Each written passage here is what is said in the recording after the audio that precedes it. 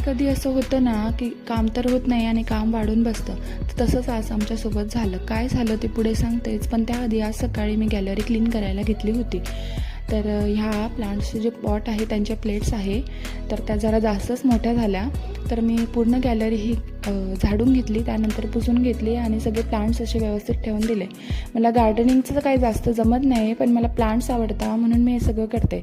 छान gallery clean करून घेतली आणि पुढेचे कामं करायला घेतले. तर आज दुपारी मी भेंडीची भाजी करायला घेतली आणि ती आज मी थोडी वेगळ्या पद्धतीने करणार आहे. तर तेलामध्ये जिरं मोहरीची फोडणी केली, त्यामध्ये लसूण टाकला आणि नंतर टोमॅटो टाकून घेतलं. त्यानंतर मी सगळे मसाले टाकले, जसं की तिखट, हळद मसाला, घरचा मसाला आणि मॅगी मसाला, अशा सगळ्या गोष्टी ॲड करून घेतल्या आणि त्याला फ्राय करून घेतलं छान.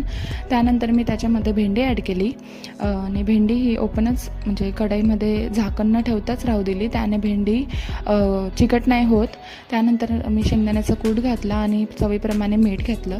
त्यानंतर मी त्यात कोथिंबीर ॲड केली, त्याने चव खूप छान येते आणि पोळ्या करून घेतल्या. संध्याकाळी आम्ही क्रोमाला गेलो होतो, तिकडं मला मोबाईल घ्यायचा आहे. माझा मोबाईल थोडा खराब झाला आहे म्हणून मोबाईल बघण्यासाठी आम्ही गेलो आणि तिकडं मोबाईल बघितले, खूप छान मोबाईल बघितले, पण जो मला घ्यायचा होता तो तर काही स्टोअरला अवेलेबल नव्हता. असं तर तसंच आम्ही घरी यायला निघालो आणि रस्त्यातच आमची गाडी बंद झाली. तर हेच माझं होतं की मोबाईल तर मला भेटला नाही आणि आमची गाडीसुद्धा बंद झाली. हे काम वाढून आमचं राहिलं होतं.